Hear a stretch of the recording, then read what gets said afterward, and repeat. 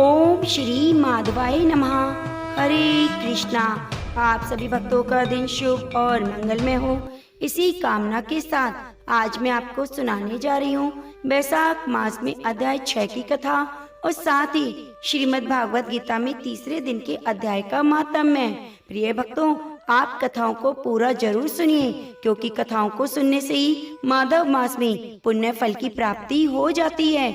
और आप सभी भक्तों का दिल से धन्यवाद कि आप कथा को सुन रहे हैं, लेकिन एक काम आप नहीं कर रहे, वीडियो को लाइक करके कमेंट करना, क्योंकि यह बिल्कुल फ्री है। लाइक करके अगर हम कमेंट बॉक्स में माधव मास की जय लिखते हैं तो हम पुण्य के भागी बनते हैं। तो आप भी इस गंगा में जरूर डुबकी लगाइए और कमेंट बॉक्स में माधव भगवान की जय हरे कृष्णा जरूर लिखिए और वीडियो को ज्यादा से ज्यादा शेयर कीजिए, क्योंकि यह भी एक हमारे पुण्य का ही काम है। तो आइए प्रतिदिन की तरह सबसे पहले सुनते हैं भगवान श्री गणेश की कथा, क्योंकि कोई भी कथा कहानी में हमें गणेश जी की कहानी जरूर सुननी चाहिए। आपसे एक निवेदन है, स्वास्थ्य खराब होने से गला खराब है, हो सकता है आपको कथा सुनने में असुविधा हो, इसके लिए खेद है, लेकिन आप अपना सहयोग हमें जरूर दीजिएगा, जिससे कथा सुनाने के लिए हमें उत्साह मिले और हम आपके लिए कथाएं ला सकें। जय श्री गणेश। एक गांव में एक बुढ़िया माई रहती थी। उस बुढ़िया माई के एक बेटा था। उसने अपने बेटे की शादी कर दी। बुढ़िया माई अपना बेटा बहू के साथ ही रहती। बुढ़िया माई के बेटे की शादी को अभी 1 साल भी पूरा नहीं हुआ था। बुढ़िया माई बहुत ही चालाक थी। उसे अपनी बहू का खाना पीना रहन सहन बिल्कुल अच्छा नहीं लगता। वह अपनी बहू से सारा काम कराती घर का, और फिर बहू को सुबह की रोटी शाम को और शाम की रोटी सुबह को देती थी। वह बेचारी अपने पीहर में बड़े लाड़ प्यार से पली थी। अब जब अपने पीहर से वह ससुराल में आई तो सास का व्यवहार इतना खराब था, क्योंकि बहू ने अपने मायके में कभी बासी रोटी नहीं खाई थी, और यह ससुराल में उसकी सास उसे हमेशा ठंडी रोटी खाने को देती। अब ठंडी रोटी बहू से खाई न जाती, उसे ठंडी रोटी अच्छी नहीं लगती थी, इसलिए वह एक रोटी खाकर ही रह जाती थी। बहू जो थी वह रोज कुएं पर पानी भरने जाती। वहाँ पर सभी गांव की औरतें बैठकर आपस में बातें करती थी कि आज उन्होंने क्या क्या भोजन खाया और क्या क्या पकवान बनवाए, लेकिन जो बुढ़िया की बहू थी वह कुछ भी नहीं बोलती। एक बार की बात है, गणेश चतुर्थी का दिन था। सभी औरतें कुएं पर बैठी बातें कर रही थी कि आज हमने गणेश चतुर्थी पर खीर पूरी बनाई है। तो कह रही थी हमने तो पुआ पकौड़ी बनाई है, कोई कह रहा था कि मालपुए बनाए हैं। बेचारी बुढ़िया की बहू चुपचाप सभी औरतों की बातें सुन रही थी। सभी औरतों ने जो बुढ़िया की बहू थी उससे पूछा, अरे बहन, तुम चुपचाप क्यों बैठी हो? तुम भी तो बताओ, आज तुम्हारे घर में क्या क्या मालताल बने हैं? तब बुढ़िया की बहू बोली, बहन, मेरी सास मुझे रोज सुबह की रोटी शाम को और शाम की रोटी सुबह को खाने को देती है। शादी के बाद से तो मैंने कभी ताजा भोजन चखा ही नहीं, यानी गरम भोजन तो जैसे करना मैं भूल ही गई हूँ। नहीं तो मैं क्या जानूं बहन, गरम रोटी का स्वाद। इतने दिनों से बासी रोटी खाकर ही जीवित हूँ। तब एक पड़ोसन को बुढ़िया की बहू के ऊपर दया आ गई। वह बोली, बहन तू चिंता मत कर, कल मैं तेरे घर जाऊंगी और तुझे भोजन के लिए निमंत्रण दूंगी। कल तू फिर मेरे घर आ जाना, मैं तुझे गरम गरम खीर पूरी और मालपुए खिला दूंगी। दूसरे दिन सुबह सुबह बुढ़िया माई की पड़ोसन बुढ़िया के घर आ गई, और जो बहू की सास बुढ़िया माई से बोली, माँ जी, मैंने सुहागिन को जिमाना है, तो आज आप अपनी बहू को मेरे यहाँ भोजन के लिए भेज देना। बुढ़िया माई पड़ोसन से कहने लगी, ठीक है, भेज दूंगी। और जैसी पड़ोसन कहकर अपने घर आ गई, बहू पड़ोसन के घर खाना खाने जाने को तैयार होने लगी। तो बहू की सास ने कहा, अरे बहू, कहाँ जा रही है? जरा कमरे के भीतर जाकर। ऐसा कहकर बुढ़िया माई ने बहू को कमरे में बंद कर दिया और खुद पड़ोसन के यहाँ भोजन करने चली गई। पड़ोसन ने बुढ़िया माई को देखा तो वह पूछने लगी, अरे माँ जी, आपकी बहू कहाँ है? बुढ़िया माई तो थी ही बहुत चालाक, बड़ी सफाई से कहने लगी, क्या बात है ना, मेरी बहू के पेट में बहुत तेज से दर्द हो रहा था, इसलिए वे भोजन करने नहीं आई। मैं ही आ गई। बेचारी पड़ोसन कुछ कह ना पाई और उधर बहू का तो रो रो कर बुरा हाल था।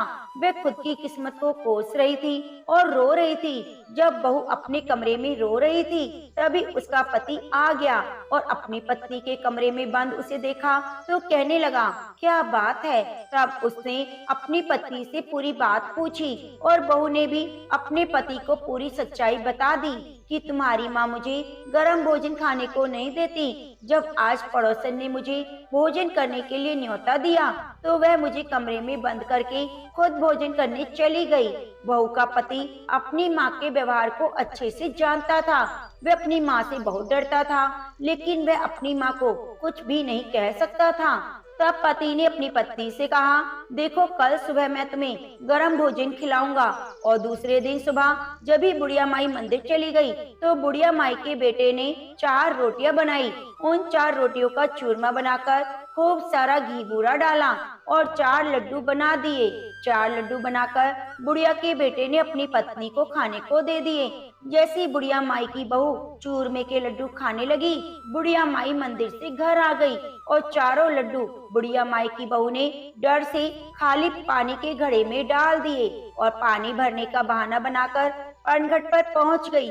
लेकिन पनघट पर बहुत सी औरतें पानी भर रही थी। बहू ने सोचा कि अगर ये लड्डू यहाँ खाऊंगी तो सब औरतों को पता चल जाएगा और इनमें से कोई भी औरत मेरी सास को जाकर बता देगी, तब मैं क्या करूंगी।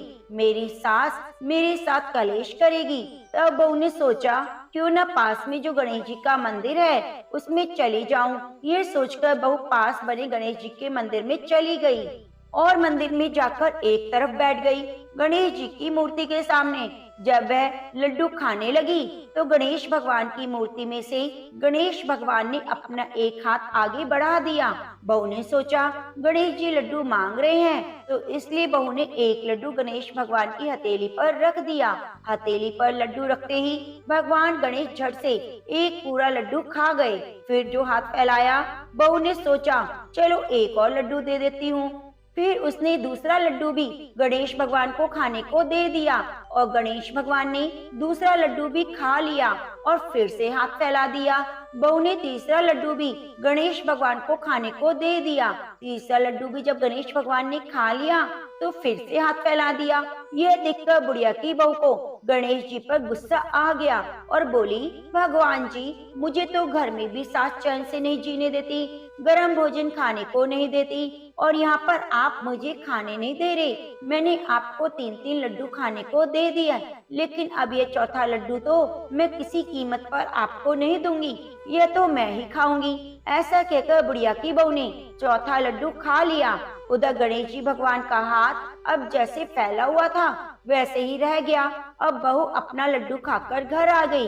उधर गणेश भगवान के मंदिर में जैसे अगले दिन पुजारी आया, सुबह सुबह उसने देखा गणेश जी भगवान का हाथ फैला हुआ है, तो देखकर पुजारी मनी मन सोचने लगा, जरूर कोई प्रलय आने वाली है, इसलिए भगवान गणेश ने हाथ फैला लिया है। अब तो देखते ही देखते यह खबर जंगल की आग की तरह पूरे गांव में फैल गई। धीरे धीरे गांव से होती हुई राजा की महल में पहुंची। जब राजा को इस बात का पता चला तो राजा ने पुजारी को बुलाया और पूछा, क्या बात है। तब पुजारी ने कहा, महाराज, सुबह जब मैं मंदिर गया था तो गणेश भगवान का हाथ फैला हुआ था। तब राजा ने भी मंदिर में जाकर देखा तो पुजारी की बात सच निकली। अब तो राजा ने पूरे नगर में ढिंडोरा पिटवा दिया। जो गणेश भगवान के हाथ को सीधा कर देगा उसे 500 स्वर्ण मुद्राएं दी जाएंगी। तब नगर के बड़े बड़े पंडित, ज्ञानी महात्मा, बड़े बड़े हवन यज्ञ भंडारी पूजा पाठ करने लगे, लेकिन सब बेकार रहा, किसी को भी कोई फायदा नहीं हुआ। हवन कीर्तन किसी का भी भगवान गणेश पर असर नहीं पड़ा, उनका हाथ पहले के जैसा ही फैला रहा। उधर बुढ़िया की बहू को भी जब इस बात का पता चला तो बुढ़िया की बहू ने अपने पति और सास से कहा, गणेश जी भगवान के हाथ को तो मैं सीधा कर दूंगी, आप राजा से जाकर कह दो वे हमारे घर से लेकर मंदिर तक जाजम बिछवा दे, कनात लगवा दे और जिस समय मैं मंदिर जाऊं कोई भी मेरे साथ मंदिर नहीं जाएगा। तब बुढ़िया और उसका पति बोला, अरे छोड़ना, बड़े बड़े ज्ञानी महात्मा भी कुछ नहीं कर पाए, भला तू क्या कर लेगी। लेकिन बहू ने कहा, मेरी बात पर विश्वास करो, मैं जैसा कहती हूँ वैसा करो। तब बुढ़िया की बहू ने सोचा, अगर मेरी बहू गणेश जी का हाथ सीधा कर देगी तो 500 स्वर्ण मुद्राएं मिल जाएंगी। बुढ़िया तो लालची थी ही, उसने सोचा कौन सा कुछ जाएगा, ठीक हो गया तो ठीक है, नहीं तो राजा कौन सी सजा देगा। अब बुढ़िया माई ने जैसे तैसे लठिया के सहारे राजा के महल में गई और बोली, महाराज मेरी बहू भगवान गणेश को हाथ सीधा कर देगी, लेकिन उसकी शर्त है कि हमारे घर से मंदिर तक जाजम बिछवा दी जाए, कनात लगवा दी जाए। जिस समय मेरी बहू मंदिर में जाए उस समय कोई अंदर ना रहे। तब राजा ने बुढ़िया माई की बात मान ली। तब राजा ने ऐसा ही होगा और कहा, बुढ़िया माई घर आ गई। तब बुढ़िया माई जो घर आकर अपनी बहू को राजा की बात बताई तो बुढ़िया माई के घर से मंदिर तक जाजम बिछवा दी गई, कनात लगवा दी गई। लेकिन राजा ने मन में सोचा, मुझे छुपकर देखना चाहिए, आखिर क्या माजरा है। तब राजा पहले से ही मंदिर में छिपकर बैठ गया। उधर बुढ़िया माई की बहू मंदिर में आई तो उसने आकर मंदिर का दरवाजा अंदर से बंद कर लिया और गणेश भगवान से बोली, देखो गणेश जी महाराज, मेरी शादी के बाद कभी मैंने गर्म भोजन नहीं खाया। मेरी सासू माँ सुबह का शाम और शाम का सुबह मुझे खाने को देती। जब पड़ोसन ने मुझे खाने का न्योता दिया तब भी मेरी जगह मेरी सास चली गई, और फिर जब मेरे पति ने मुझे चूरमे के 4 लड्डू दिए तो उनमें से भी मैंने 3 लड्डू आपको खाने को दे दिए। अगर चौथा लड्डू मैंने खा लिया तो मैंने कौन सा पाप कर दिया, बताओ तो कौन सा गुनाह कर दिया। तब गणेश भगवान बोले, बेटी मैं तो तेरी परीक्षा ले रहा था, मैं तो तेरा अगला जन्म सुधार रहा था ताकि तेरा अगला जन्म सुधर जाए। तब बुढ़िया की वह बहू बोली, गणेश जी महाराज, मैं अनपढ़ गंवार और इन सब बातों को भला क्या जानूं, मुझसे गलती हो गई, लेकिन आप अपना हाथ सीधा कर दीजिए, नहीं तो मेरी जगहसाई हो जाएगी। गणेश जी महाराज मेरी जगहसाई मत करवाइए। तब गणेश महाराज ने अपना हाथ सीधा कर लिया और बुढ़िया माई की बहू गणेश जी को प्रणाम करके घर आ गई। राजा ने बहू की जो पूरी बात सुन ली, सिपाहियों को भेजकर बुढ़िया माई की बहू, उसके पति और बुढ़िया माई को महल में बुलाया।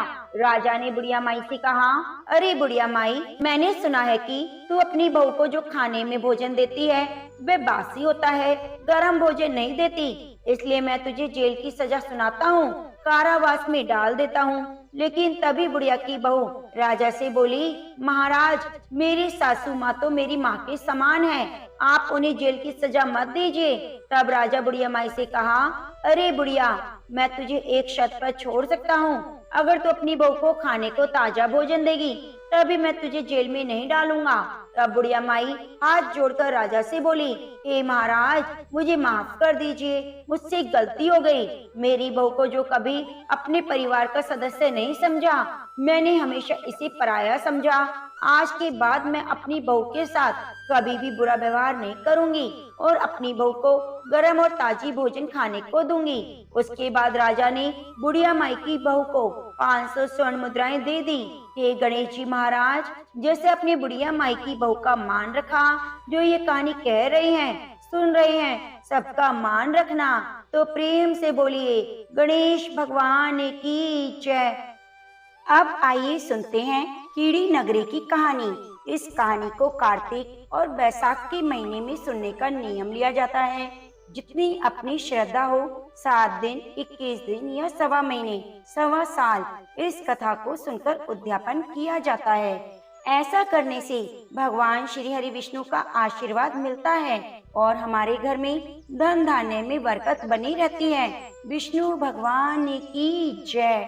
एक समय की बात है, एक गांव में एक बूढ़ी माई रहती थी। उनके 2 बेटे, 2 बहुएं थी। बूढ़ी माई भगवान श्री हरि विष्णु की परम भक्त थी। वह अपना समय दान धर्म पुण्य कामों में लगाती, परंतु वह बुढ़िया माई कभी भी मंदिर और सत्संग में नहीं जाती, न ही तीर्थ स्थानों पर जाती। एक बार गांव में भागवत कथा हो रही थी। तो उसके बड़े बेटे ने कहा, माँ आप सारा दिन घर में रहती हो, तो मंदिर में भागवत कथा हो रही है, आप भी वहाँ जाकर भागवत कथा सुनकर इसका पुण्य प्राप्त करो। तो बूढ़ी माई ने अपने बेटे का मन रखने के लिए कह दिया कि बेटा आज मैं जरूर जाऊंगी, परंतु वह नहीं गई। शाम को बेटे ने पूछा तो बोली, बेटा आज तो समय नहीं था, कल जाऊंगी। ऐसा करते करते 6 दिन निकल गए। 7वें दिन उसके बेटे ने कहा, माँ आज कथा का अंतिम दिन है, आज तो कथा सुनने चली जाना। तो उसकी माँ ने कहा, ठीक है बेटा चली जाऊंगी। तो बूढ़ी माई घर के कामों में लगी रही। घर का सारा काम निपटाकर बूढ़ी माई ने इतनी देरी कर दी कि अंतिम दिन की भागवत कथा भी समाप्त हो गई। पर वह बूढ़ी माई घर से मंदिर के लिए चल पड़ी थी। उधर मंदिर से भगवान श्री हरि विष्णु एक बूढ़े सन्यासी का रूप धारण करके बूढ़ी माई के मार्ग में आकर खड़े हो गए और बूढ़ी माई को देखकर कहने लगे, माई तुम अब कहाँ जा रही हो? तो बूढ़ी माई ने कहा, भागवत कथा सुनने जा रही हूँ। तो सन्यासी रूपधारी भगवान श्री हरि विष्णु ने कहा, अब इतनी देर से क्यों जा रही हो? वहाँ तो कथा समाप्त हो गई, अब तुम वहाँ जाकर क्या करोगी? तो बूढ़ी माई ने कहा, अब जब घर से निकली हूँ तो मंदिर तो जाकर ही आऊंगी, वरना शाम को अपने बेटे को क्या जवाब दूंगी। तो भगवान विष्णु कहने लगे कि अब वहाँ कथा तो समाप्त हो गई है, सारे भक्तजन भी अपने अपने घर चले गए हैं, तुम वहाँ जाकर क्या करोगी? मंदिर बंद हो गया है। तो बूढ़ी माई कहने लगी, कुछ नहीं तो वहाँ से एक ईंट उठा लाऊंगी, सोच लूंगी कि यही विष्णु जी का आशीर्वाद है। तो सन्यासी का रूपधारी भगवान श्री हरि विष्णु बोले, तुम वहाँ से मिट्टी की ईंट लाओगी, उसके बदले में अगर मैं तुम्हें एक सोने की ईंट दे दूं। तो बूढ़ी माई ने कहा, ठीक है तुम सोने की ईंट दे दोगे तो मैं मंदिर में जाकर क्या करूंगी? उसने भगवान से सोने की ईंट ले ली और अपने घर की तरफ वापस चल पड़ी। जब घर के बाहर खड़ी होकर बूढ़ी माई विचार करने लगी, अगर मैं इस ईंट को घर में लेकर आऊंगी तो बेटे बहू झगड़ा करेंगे, अब मुझे इसका क्या करना चाहिए? तो इस तरह सोचते सोचते बूढ़ी माई उस सोने की ईंट को आंगन के बाहरी जमीन में गाड़ देती है। उस ईंट को लाने के बाद बूढ़ी माई का तो कभी भी पूजा पाठ में ध्यान नहीं लगता, न ही किसी काम में ध्यान लगता। जब भी खाने पीने के लिए बैठती तो उस ईंट की तरफ ध्यान चला जाता। वह सब तो कुछ छोड़ छाड़ कर बस उस ईंट की निगरानी में बैठी रहती। तो इस तरह खाना पीना छोड़ देने के कारण बूढ़ी माई दिन प्रतिदिन कमजोर होती चली गई। तो एक दिन उसके बेटों ने पूछा, माँ आप सारा दिन घर के बाहर क्या करती रहती हो और आजकल बिल्कुल कमजोर भी हो गई हो? तो बूढ़ी माई कहने लगी, बेटा कुछ नहीं, मैं तो आने जाने वाले लोगों को देखती रहती हूँ। उसने अपने बेटों को ईंट के बारे में कुछ भी नहीं बताया। इसी तरह दिन प्रतिदिन कमजोर होते एक दिन बूढ़ी माई चल बसी। यमराज के दूत बूढ़ी माई को लेने आए और उसे लेकर धर्मराज जी के पास पहुँचे। धर्मराज जी को सारी बात बताई तो धर्मराज जी ने बूढ़ी माई को कुतिया की योनि दे दी। वह कुतिया उसी पेड़ के नीचे बैठी रहती और उसी ईंट की तरफ अपना ध्यान लगाए रखती। तो इस तरह टकटकी लगाई देखकर बूढ़ी माई की बहू ने अपने पति से कहा कि इस कुतिया को यहाँ से भगा दो, यह तो पागलों की तरह एक ही तरफ देखती रहती है, कहीं बच्चों को काट खाए ना। तो बहू के पति बुढ़िया के बेटे ने एक लकड़ी उठाई और जोर से कुतिया को दे मारी। कुतिया तो बेचारी उस मार को सहन ना कर सकी, वह मर गई और मरकर फिर धर्मराज के पास गई। तो धर्मराज ने उसको अब की बार सर्प की योनि दे दी। अब वह तो सर्प बनकर वहीं पर आ गई। जब भी समय मिलता आंगन के बाहर जहाँ सोने की ईंट गड़ी थी वह चक्कर लगाकर वापस चली आती। एक दिन बेटे बहू की नजर उस पर पड़ गई तो उन्होंने उस सांप को भी मार दिया। तो इस प्रकार वह बूढ़ी माई दूसरी योनि से छूटकर धर्मराज के पास पहुंची। तो अब की बार धर्मराज जी ने उसे कीड़ी नगरा बना दिया। अब बूढ़ी माई कीड़ी का रूप धारण करके उस आंगन में रहने लगी। और वहीं उस आंगन में अपना कीड़ी नगरा बना लिया। आंगन में कीड़ी नगरा हो गया तो घर वाले बहुत परेशान हो गए, यहाँ तक कि भोजन भी नहीं बना पा रहे थे। चलने में समस्या, जगह जगह घर में कीड़े ही कीड़े नजर आ रहे थे। तो इसे सारे घर वाले परेशान हो गए और मन ही मन स्मरण करने लगे, क्या करें क्या ना करें, पता नहीं ये कैसी मुसीबत आ गई है और इसे पीछा छुड़ाने का कोई उपाय भी नजर नहीं आ रहा। तो तभी भगवान श्री हरि विष्णु सन्यासी का रूप धारण करके वहाँ आए और बोले, बेटा हमें कुछ खाने को दे दो। तो घर वालों ने कहा, महाराज आज हमने खाने के लिए कुछ नहीं बनाया, क्योंकि हमारे घर में कीड़ी नगरा हो गया है और हर जगह कीड़ियां ही कीड़ियां घूम रही हैं। अगर आपके पास इसका कोई उपाय है तो बतलाइए।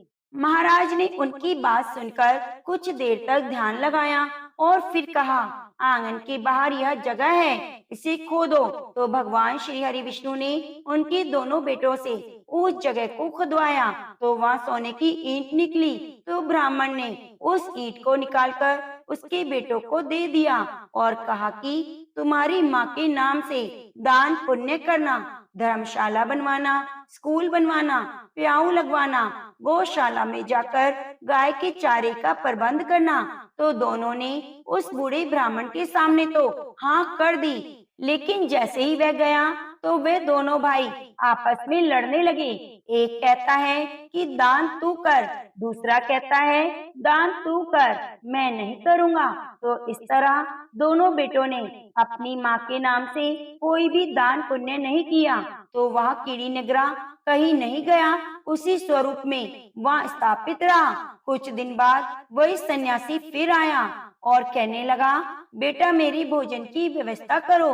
तो बूढ़ी माई के बेटों ने भगवान स्वरूपधारी सन्यासी महाराज से कहा, महाराज हमारे घर की हालत तो वैसे की वैसी ही है, कीड़ी नगरा तो वैसा ही है, आपने तो कहा था चला जाएगा।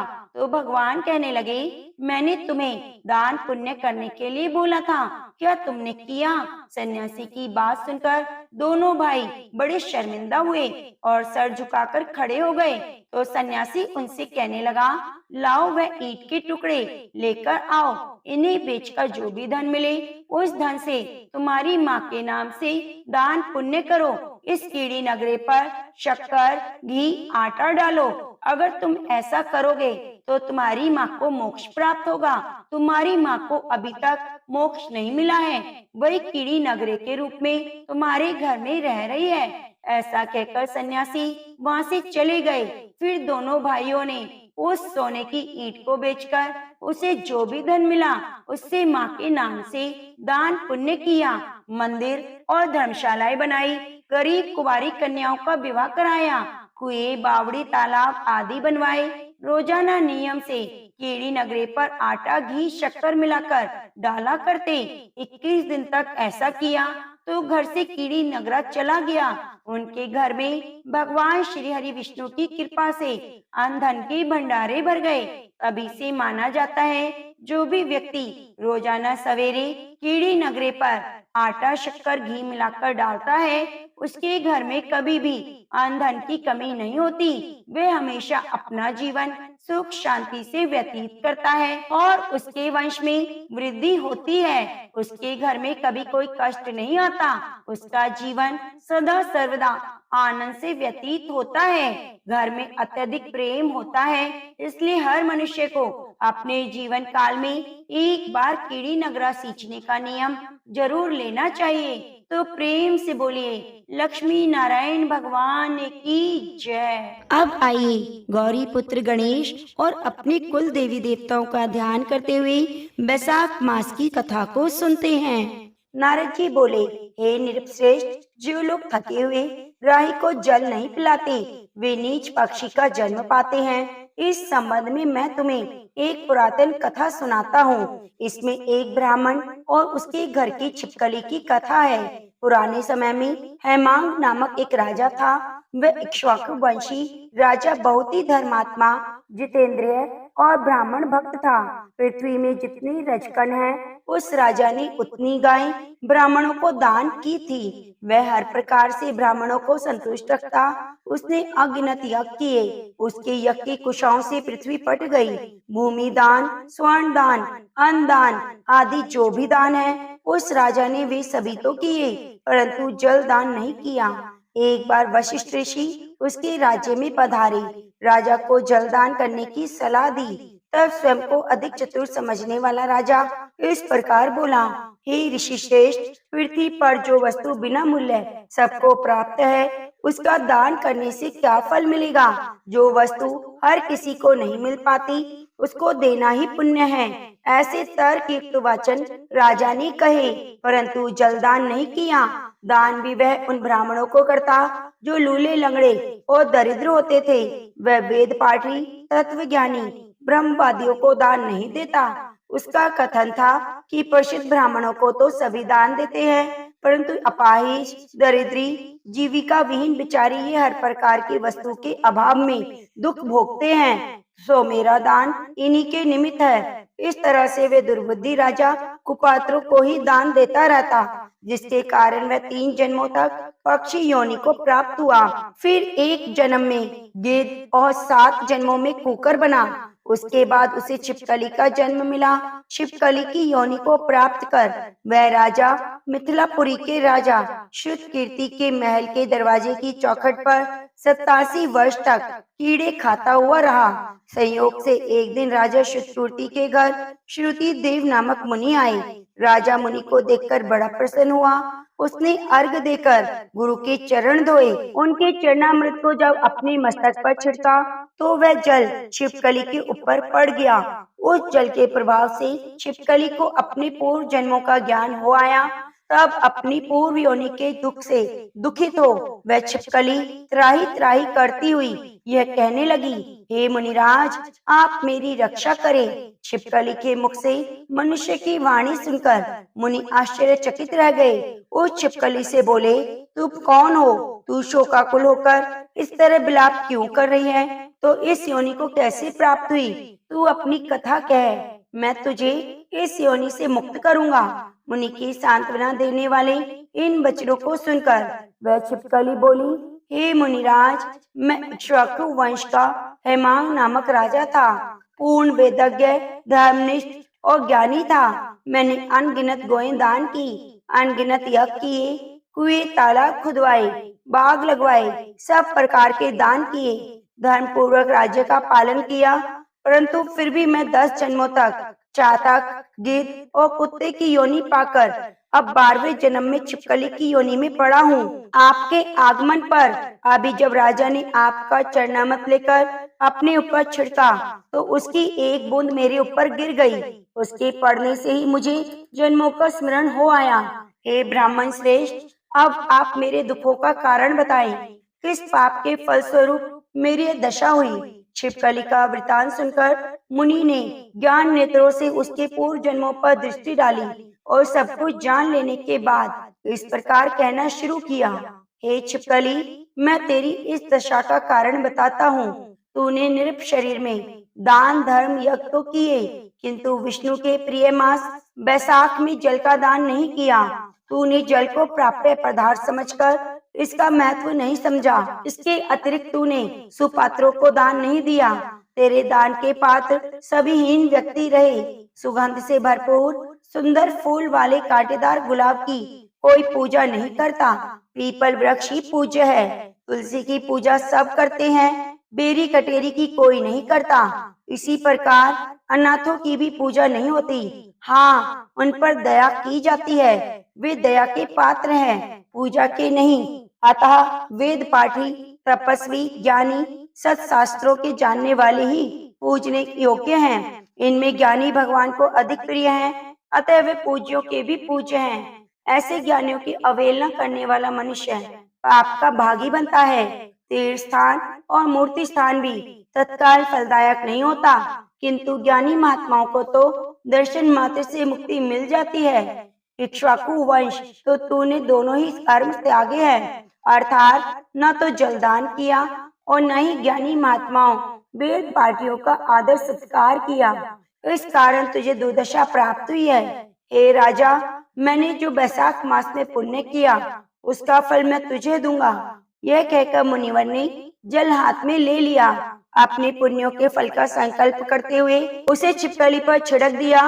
उस जल के प्रभाव से राजा ने छिपकली की देह त्याग कर सब पापों से मुक्त हो दिव्य शरीर प्राप्त किया। फिर सबके देखते देखते उसके लिए आकाश से विमान भी आ गया। तब वह राजा मुनि के हाथ जोड़ परिक्रमा कर आगे ले विमान पर चढ़ गया। जब विमान स्वर्ग को चला तब देवता स्तुति करके उस पर फूल बरसाने लगे। फिर स्वर्ग में 10,000 वर्षों तक समस्त सुखों को भोगने के बाद इक्ष्वाकु वंश में राजा काकुस्थ के नाम से उत्पन्न हुआ। वह राजा 7 द्वीपों पर राज्य करता था और पुनः बड़ा ब्राह्मण भक्त साधु सेवी परमार्थ ज्ञानी भी बना। वह न्याय पूर्वक राज्य करता। एक दिन वशिष्ठ मुनि उसके राज्य में आए। उन्होंने उसी बैसाख मास की सभी धर्म कर्म बतलाए। तब राजा ने मुनि के बताए अनुसार सभी कृत्य किए। सब पापों से छुटकारा पाकर विष्णु जी की सायुज मुक्ति प्राप्त की। यह बैसाख मास सब फलों को देने वाला है। इस पवित्र मास में जो मनुष्य यथाशक्ति दान धर्म करता है वे दीर्घ आयु होकर भगवान का प्रिय बनता है। सब पापों से छूटकर वैकुंठ लोक को जाता है। बैसाख मास में भगवान माधव की पूजा करने के साथ ही नियम से किया गया माधव मास का स्नान हजारों पुण्यों को देने वाला है और दुख दरिद्रता को दूर करने वाला है। हरे कृष्णा। प्रेम से बोलिए श्रीमद् भागवत गीता की जय। प्रिय भक्तों, आज आप सुनेंगे 3 अध्याय का महात्म्य। श्री भगवान कहते हैं, प्रिय जन स्थान में एक जड़ नामक ब्राह्मण था जो कौशिक वंश में उत्पन्न हुआ। उसने अपना जातीय धर्म छोड़कर बनिए की वृत्ति में मन लगाया। उसे पराई स्त्रियों के साथ व्यभिचार करने का व्यसन पड़ गया था। वह सदा जुआ खेलता, शराब पीता और शिकार खेलकर जीवों की हिंसा किया करता था। इसी प्रकार उसका समय बीता। धन नष्ट हो जाने पर वह व्यापार के लिए बहुत दूर उत्तर दिशा में चला गया। वहां से धन कमाकर घर की ओर लौटा। बहुत दूर तक का रास्ता उसने तय कर लिया था।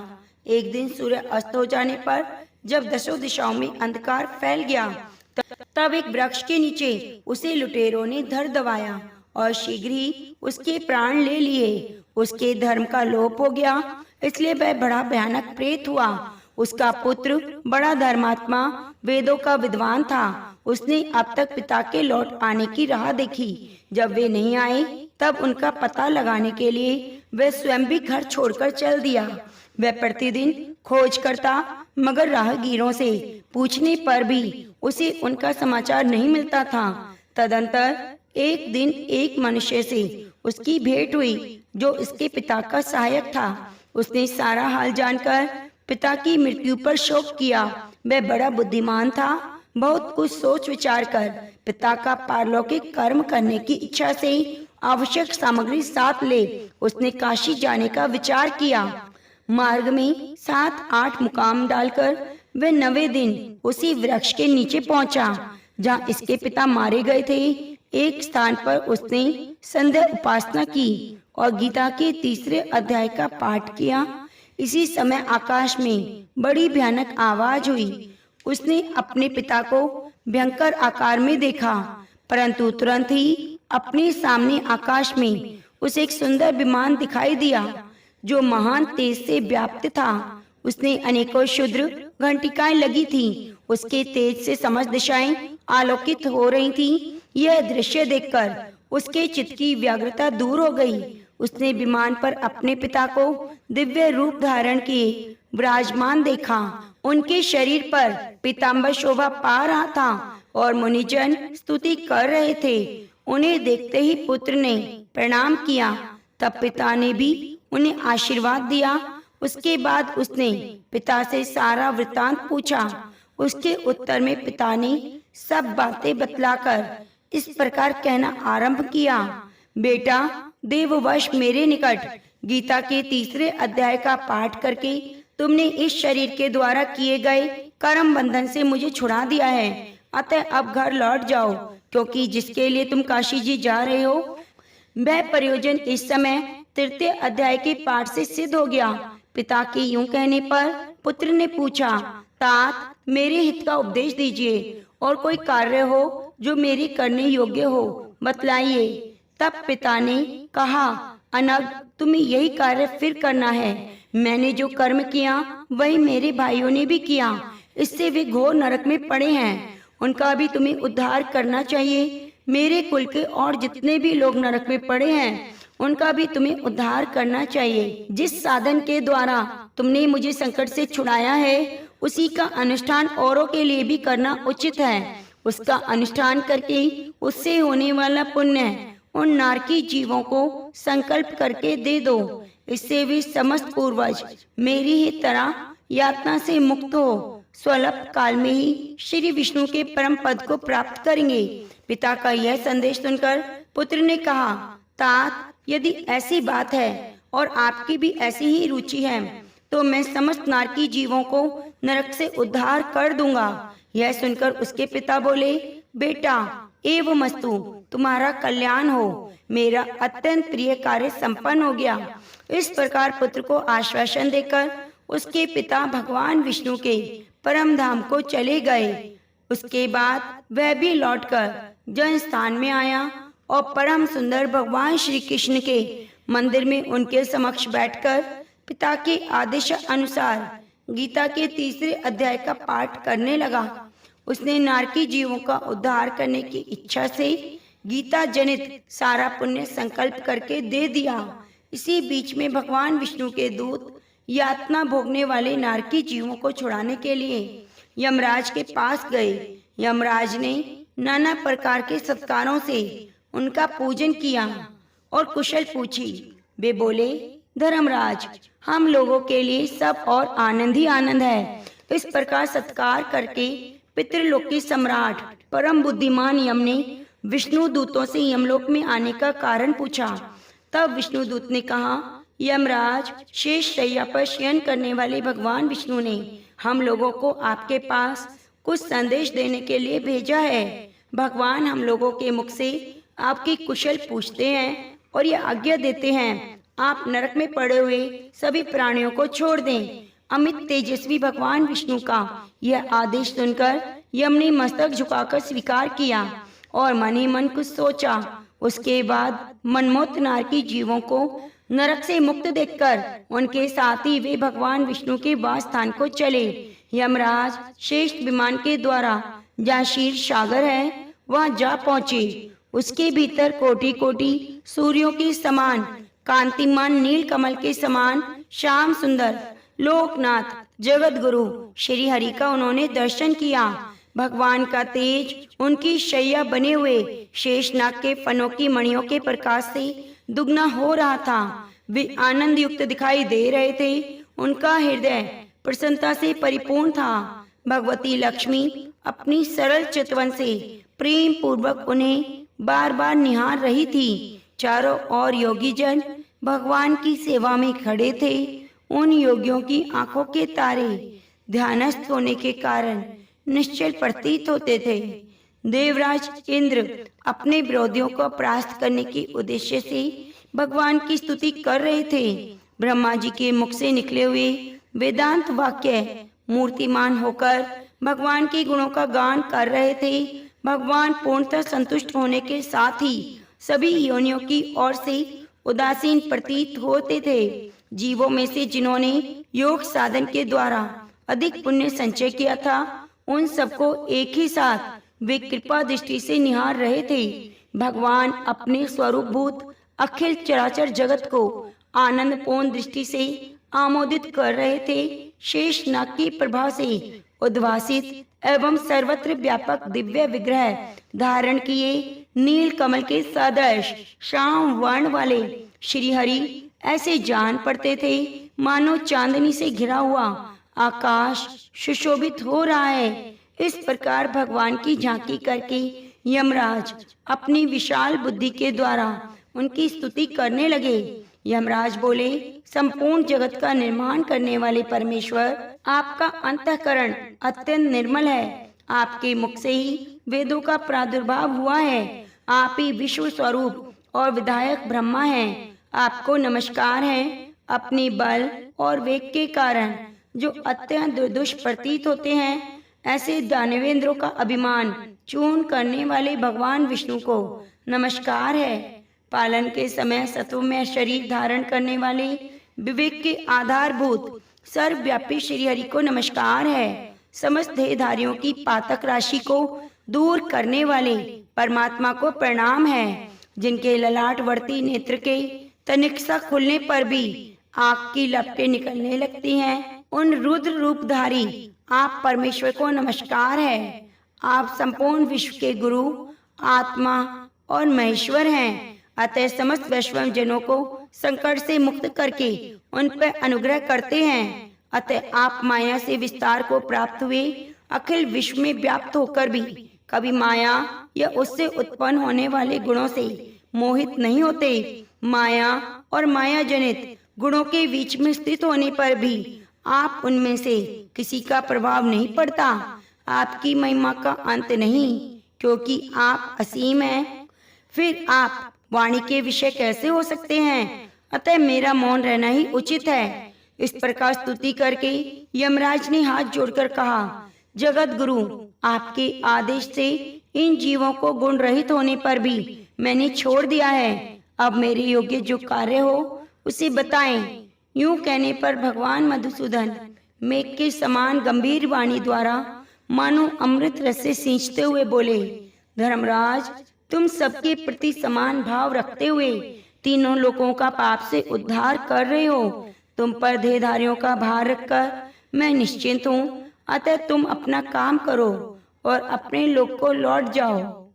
यूं कहकर भगवान अंतर ध्यान हो गए। यमराज भी अपनी पुरी को लौट आए। तब वह ब्राह्मण अपनी जाति के और सभी नारकी जीवों के नरक से उद्धार करके स्वयं भी श्रेष्ठ विमान द्वारा विष्णु धाम को चला गया। तो प्रेम से बोलिए, श्रीमद् भागवत गीता की जय। प्रिय भक्तों, कल के अध्याय में आप सुनेंगे तीसरे अध्याय का सार। यह आपने सुना तीसरे अध्याय का मातम्य। इसको सुनने के लिए आप चैनल को सब्सक्राइब कर लीजिए और बगल में बनी घंटी को दबा दीजिए। अगर आपको कथा अच्छी लग रही है तो कृपया लाइक और कमेंट करना ना भूलें। हरे कृष्णा। अब आइए बड़े ही प्रेम से मनोकामना की पूर्ति करने वाली बड़ी सुंदर कथा को सुनते हैं। एक बार माता लक्ष्मी भगवान विष्णु जी से पूछती हैं, स्वामी, तुलसी के पास दीपक जलाने का क्या महत्व है? रोज शाम को तुलसी के पास दीपक क्यों जलाया जाता है? इससे मनुष्य को कौन सा फल प्राप्त होता है? तुलसी के पास दीपक जलाने की क्या विधि है? दीपक जलाते समय कौन से मंत्र का उच्चारण करना चाहिए? कृपया आप मुझे विस्तार से बताएं। तब भगवान विष्णु जी कहते हैं, हे देवी, आज आपने सभी मानव जाति के कल्याण के लिए बहुत ही महत्वपूर्ण प्रश्न किया है। आपके इस प्रश्न का उत्तर देने से पूर्व मैं आपको एक प्राचीन कथा सुनाता हूँ, जिससे आपको सभी प्रश्नों के उत्तर मिल जाएंगे। इसलिए आप इस कथा को ध्यान पूर्वक सुनिए। इस कथा को ध्यान से पूरा सुनने मात्र से ही मनुष्य को 100 वर्षों तक तुलसी के पास दीपक जलाने का पुण्य प्राप्त होता है। फिर माता लक्ष्मी कहती है, हे स्वामी, मैं इस कथा को सुनने के लिए उत्सुक हूँ। कृपया आप इस कथा को सुनाना प्रारंभ करें। तब भगवान विष्णु माता लक्ष्मी को कथा सुनाने लगते हैं। हे देवी, पूर्व काल की बात है। दक्ष दिशा में तुंगभद्रा नाम की एक बहुत बड़ी नदी है। इस नदी के किनारे पर हरिहरपुर का नाम का एक अत्यंत सुंदर नगर बसा हुआ था। उसी नगर में काशी नाम के एक ब्राह्मण निवास करते थे। वे अत्यंत गुणवान, चरित्रवान, धर्म कार्य करने वाले और वेदों के मार्ग पर चलने वाले थे। उन्होंने सभी शास्त्र का अध्ययन किया हुआ था। उस ब्राह्मण की एक पत्नी थी, जिसे लोग दुराचारी कहकर पुकारते थे, क्योंकि उसके कर्म ही उसके नाम के अनुसार थे। वे सदैव ही अपने पति को अपमानित करती, अपने पति के लिए कुवाच्य कहती थी, पति को भयंकर दुख देती, पति के लिए कभी भोजन नहीं बनाती उसने अपने पति के साथ कभी शयन नहीं किया, कभी उसके साथ प्रेम से व्यवहार नहीं किया। पति के मित्र, परिवार के लोग घर पर आते तो वह स्त्री उनको अपमानित करके भगा दिया करती और स्वयं काम भाव से उन्मत्त होकर निरंतर अन्य व्यभिचारिणी स्त्रियों के साथ घूमा करती। उसका मन पति को छोड़कर पराये पुरुषों में लगा रहता। उसने कभी अपने पति से प्रेम की बात नहीं की, किंतु पराये पुरुषों के संग बैठकर बातें किया करती थी। पराये पुरुषों को मोहित करने के लिए सज धज कर गाँव में घूमने जाया करती। कभी वह वन में किसी वृक्ष के नीचे खड़ी रहकर सुंदर पुरुषों की राह देखने लगती, किसी दुष्ट पुरुष को मोहित करके उसके संग भोग विलास किया करती। फिर एक दिन वह दुराचारी स्त्री वन में जाकर एक वृक्ष के नीचे खड़ी हो गई। उसका चित्त काम से भरा हुआ था, किसी कामी सुंदर पुरुष की राह देख रही थी, किंतु बहुत समय निकलने के बाद जब उस स्थान पर कोई पुरुष नहीं आया, वे बहुत दुखी हुई और प्रियतम की खोज में इधर उधर भटकने लगी। उस दिन उसका सारा परिश्रम व्यर्थ हो गया। वहाँ पर खड़ी होकर वे नाना प्रकार की बातें कहकर विलाप करने लगी। आज तो इस मार्ग में कोई भी सुंदर पुरुष नहीं आया, अब मैं कैसे अपनी काम वासना को शांत करूं? वे जोर जोर से विलाप करने लगी। उस नगर में एक भयानक बाघ निवास करता था। उस पापी स्त्री की आवाज सुनकर वह जाग गया और उछलकर स्त्री का भक्षण करने के लिए उसके पास आ गया। उस भयंकर बाघ को देखकर स्त्री के पसीने छूट गए। वह भय से थरथर कांपने लगी। वह स्त्री कुछ कहती, इतने में ही उस बाघ ने अपने पंजों से उसे घायल कर दिया। वह स्त्री जमीन पर गिर पड़ी। जमीन पर गिरते ही वह चिल्लाते हुए बोली, अरे बाघ, तू किस लिए यहाँ पर आया है? मुझे क्यों मार रहा है? तो मुझे छोड़ दो, मेरा भक्षण करके क्या मिलेगा? उस स्त्री की बात सुनकर वह भयानक बाघ क्षण भर के लिए रुक गया और हंसते हुए बोला, हे दुष्टा, आज विधाता ने तुझे मेरा ग्रास नियुक्त किया है। तो जैसी पापी स्त्री का भक्षण करना ही मेरा काम है, तभी तुझे इस शरीर से मुक्ति मिलेगी। वह स्त्री कहने लगी, हे बाघ, तुम कौन हो? सच बताओ, तुम किस कारण से बाघ की योनि में आए हो? तुम मुझ जैसी स्त्रियों का भक्षण क्यों करते हो? पहले मुझे सारी बात बताओ और फिर मेरा भक्षण करो। बाघ कहने लगा, हे पापिन, मैं तुझे पूर्व जन्म का वृतांत सुनाता हूँ, किस कारण से मुझे बाघ बनना पड़ा। पूर्व काल में दक्षिण देश में एक नदी थी। नदी के तट पर एक नगरी बसी हुई थी। उस नदी के तट पर एक नगरी बसी हुई थी। उस नगरी में मैं निवास किया करता था। मैं ब्राह्मण का पुत्र था। नदी के किनारे बैठकर यज्ञ आदि कार्य किया करता था। मैंने उस जन्म में अनेक पापियों के लिए यज्ञ किया, पापियों के घर का अन्न भोजन किया। मैंने धन के लोभ से अनेक पापियों के लिए कार्य किया। जिन वस्तुओं का दान ब्राह्मणों को नहीं लेना चाहिए, उन वस्तुओं का भी दान मैंने ग्रहण किया। दूसरों से धन लेता था, लेकिन कभी वापस नहीं करता। इस प्रकार से पाप करते हुए मुझे बहुत साल बीत गए और मैं वृद्ध हो गया। मेरे बाल सफेद हो गए, मुंह के सारे दांत गिर गए, लेकिन फिर भी मेरी दान लेने की आदत नहीं छूटी। मैं पाप करता चला गया। फिर एक दिन मैं धन के लोभ से नदी किनारे गया। अन्य धूर्त ब्राह्मणों के साथ मिलकर हमने लोगों को ठगा। झूठ मंत्र बोलकर हमने बिना विधि विधान के ही देवी देवताओं का पूजन किया। बहुत सारा धन ले लिया। फिर उसी स्थान पर एक कुत्ते ने मेरे पैर में काट लिया, जो बीमार था, और मैं मूर्छित होकर गिर पड़ा। उसी क्षण मेरे प्राण चले गए।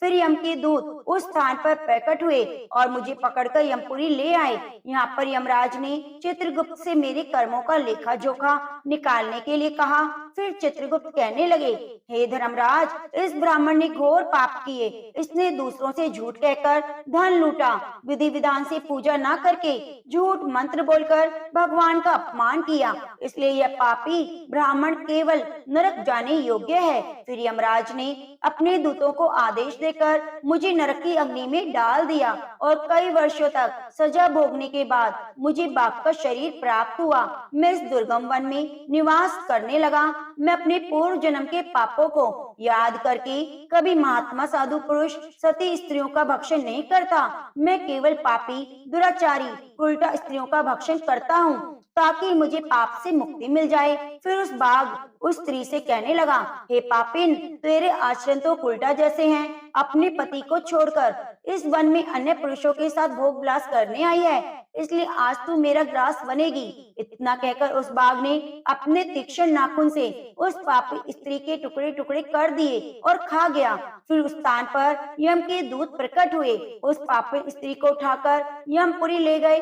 चित्रगुप्त ने स्त्री का लेखा जोखा निकाला और यमराज को बताया। यमराज ने उस स्त्री को घोर नरक में डाल दिया। कई वर्षों तक नरक की अग्नि में जलने के बाद उसने फिर पृथ्वी लोक पर एक चांडाल के घर जन्म लिया। वह दुख भोगने लगी। इस दुख को सहन करते करते एक दिन वह तीर्थ स्थान में स्नान करने के उद्देश्य से अनंतापुर में चली गई। वहाँ एक आश्रम के बाहर निवास करने लगी। वहाँ उस आश्रम में एक तुलसी का पौधा था। अन्य स्त्रियों को वहाँ तुलसी के पास दीपक जलाते हुए देखकर उस पापी स्त्री ने भी वही किया। उसने तुलसी के पौधे के पास एक दीपक जला दिया। फिर उसी रात हृदय घात से उसकी मृत्यु हो गई। यमराज के दूत उसे ले जाने के लिए प्रकट हुए। जैसे यमदूत उस पापी स्त्री को पाश में बांधकर ले जाने लगे, तभी भगवान विष्णु के दो पार्षद उस स्थान पर प्रकट हुए और उन्होंने उन दोनों को रोक लिया। कहने लगे, हे दूतों, इस स्त्री को तुम छोड़ दो। यह स्त्री नरक जाने के योग्य नहीं। तुम किसके आदेश से इसको ऐसे ले जा रहे हो? क्यों ऐसा अधर्म कर रहे हो? तब यमदूतों ने कहा, हम यमराज के आदेश से इसे लेने आए हैं, किंतु आप हमें किस कारण से रोक रहे हैं? ये स्त्री अत्यंत पापी है। तब भगवान विष्णु के पार्षद कहने लगे, यह स्त्री तो विष्णु भक्त है, ये नरक जाने योग्य नहीं। इसने शाम को तुलसी के पास दीपक जलाया है, इसी कारण से इसके सभी पाप नष्ट हो गए। अभी नरक नहीं जाएगी, ये स्वर्ग जाने की अधिकारिणी बन चुकी है। पार्षदों की बात सुनकर यमदूतों ने उस स्त्री को स्थान पर छोड़ दिया और यमलोक चले गए। उन्होंने यमराज को सारा वृतांत सुना दिया। फिर भगवान विष्णु के पार्षद उस स्त्री को दिव्य विमान में बिठाकर स्वर्ग लोक ले गए।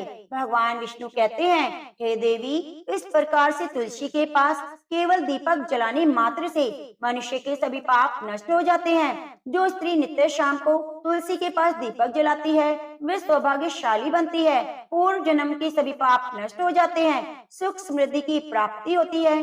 भगवान विष्णु कहते हैं, हे देवी, हजारों अमृत के घड़ों को नहलाने पर भी श्री हरि विष्णु को उतनी तृप्ति नहीं मिलती जितनी वे मनुष्यों के द्वारा तुलसी का एक पत्ता चढ़ाने से प्राप्त करते हैं। 10,000 गोदान से मानव को जो फल प्राप्त होता है, वही फल तुलसी पत्र के दान से पा लेता है। जो मृत्यु के समय अपने मुख में तुलसी पत्र का जल पा लेता है, वह संपूर्ण पापों से मुक्त होकर श्री हरि के धाम जाता है। हिंदू धर्म में तुलसी के पौधे का महत्व सबसे अधिक है। इसकी सबसे पहले भगवान विष्णु जी ने पूजा की। भगवान विष्णु कहते हैं, जिस प्रकार से देवी लक्ष्मी से वैकुंठ को ऐश्वर्य मिलता है, उसी प्रकार से वैकुंठ में तुलसी के कारण ही पवित्रता प्राप्त होती है।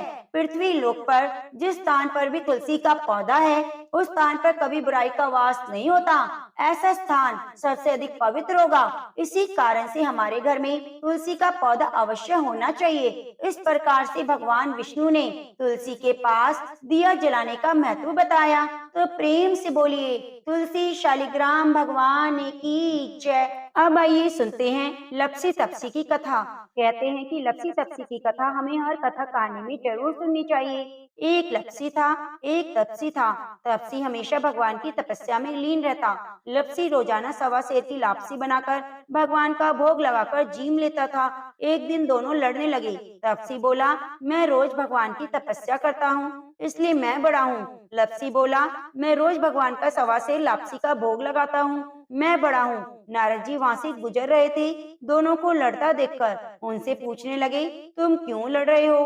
तप्सी ने खुद के बड़ा होने का कारण बताया और लप्सी ने भी अपना कारण बताया। तो नारद जी बोले, तुम्हारा फैसला मैं कर दूंगा। दूसरे दिन लप्सी तप्सी नहाकर अपनी रोज की भक्ति करने आए। नारद जी ने छुपकर 1.25 करोड़ की एक एक अंगूठी दोनों के आगे रख दी। तप्सी की नजर जब अंगूठी पर पड़ी तो उसने चुपचाप अंगूठी उठाकर अपने नीचे दबा ली। लप्सी की नजर अंगूठी पर पड़ी, लेकिन उसने ध्यान नहीं दिया। भगवान को भोग लगाकर लापसी खाने बैठ गया। नारद जी सामने आए तो दोनों ने पूछा कि बताओ कौन बड़ा? तो नारद जी ने तप्सी से खड़ा होने को कहा तो वह खड़ा हुआ तो उसके नीचे दबी हुई अंगूठी दिखाई दी। नारद जी ने तप्सी से कहा, तपस्या करने के बाद भी तुमने चोरी करने की आदत नहीं गई, इसलिए लप्सी बड़ा। और तुम्हें तुम्हारी तपस्या का कोई फल नहीं मिलेगा। तापसी शर्मिंदा होकर माफी मांगने लगा। उसने नारद जी से पूछा, मुझे मेरी तपस्या का फल कैसे मिलेगा? नारद जी ने कहा, यदि कोई गाय कुत्ते की रोटी नहीं बनाएगा तो उसका फल तुझे मिलेगा। यदि कोई ब्राह्मण को भोजन कराकर दक्षिणा नहीं देगा तो उसका फल तुझे मिलेगा। यदि कोई साड़ी के साथ ब्लाउज नहीं देगा तो उसका फल तुझे मिलेगा। यदि कोई दिए से दिया जलाएगा तो उसका फल तुझे मिलेगा। यदि कोई सारी कहानी कहकर तुम्हारी कहानी नहीं सुनेगा तो उस कथा कहानी का फल तुम्हें मिलेगा। उसी दिन से हर वृत्त कथा कहानी के साथ लपसी तपसी की कहानी भी सुनी जाने लगी। तो प्रेम से बोलिए, लपसी तपसी की जय।